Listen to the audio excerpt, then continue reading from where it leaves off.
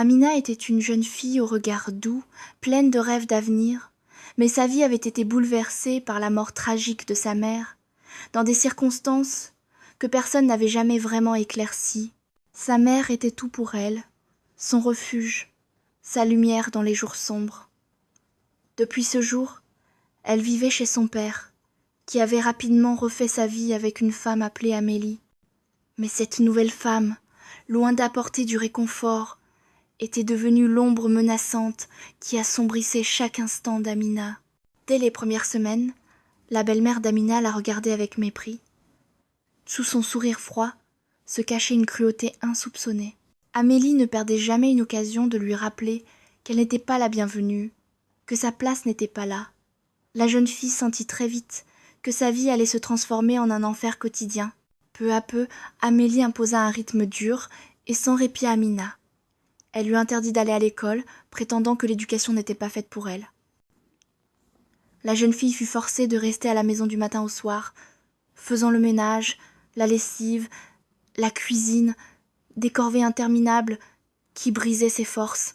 Souvent, Amélie lui lançait des regards glacés, en disant qu'elle devait apprendre à devenir utile, qu'elle ne méritait pas autre chose. Le travail domestique n'était pas la seule épreuve.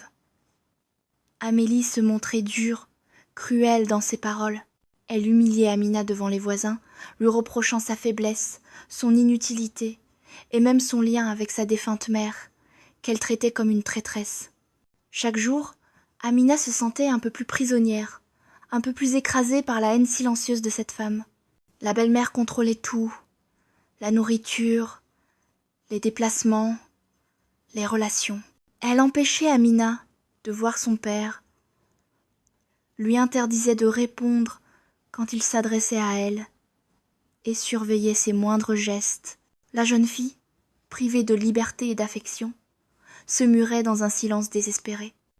Mais plus Amélie exerçait son emprise, plus Amina sentait grandir en elle un poids lourd de suspicion.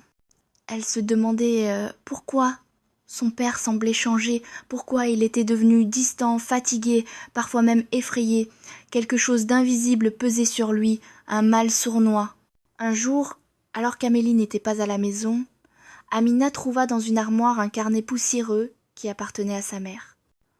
En le feuilletant, elle découvrit des pages écrites dans une écriture tremblante, où sa mère parlait d'angoisse profonde, de doute sur cette femme qui était devenue sa belle-mère. Elle racontait qu'Amélie l'avait menacée, qu'elle avait ressenti une force sombre s'abattre sur elle. Plus terrifiant encore, elle évoquait l'idée d'un sort jeté, d'un maléfice qui semblait avoir scellé son destin. La peur s'empara d'Amina. Comment pouvait-on imaginer une telle chose ? Pourtant, les pièces du puzzle s'assemblaient peu à peu.